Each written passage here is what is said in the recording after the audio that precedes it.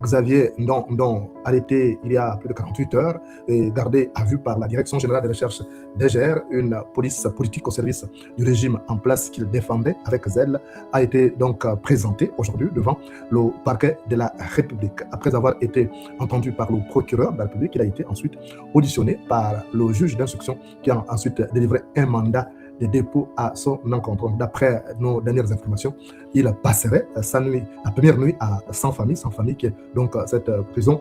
réputée comme étant justement un camp de redressement. Et Xavier Ndong a donc connu le retour de la manivelle,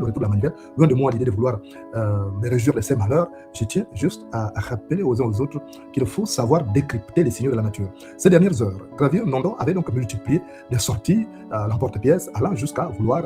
intimider tous ceux qui critiquent Oligui Nguema, dont il était le féticheur principal. Et la goutte d'eau qui aurait fait déborder le vase, c'est justement les paroles tenues à l'encontre des extrémistes téqués, enfin même pas extrémistes, il n'avait pas précisé extrémistes, il avait dit les batéqués, et beaucoup se sont donc sentis frustrés, et ces lobbies puissants qui dirigent le Gabon depuis plus de 60 ans s'est donc organisé à faire la pression sur Oligui Nguema, et ce dernier a fini par capituler devant la pression montante. Mais qu'est-ce qui a poussé Xavier Ndong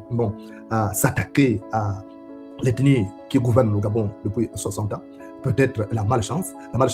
d'avoir non seulement participé à certains sacrifices humains qui ont endeuillé de nombreux Gabonais, mais aussi s'être attaqué à des symboles qui luttent contre les pratiques qui maintiennent le Gabon aux antipodes du progrès, parmi lesquels votre humble serviteur.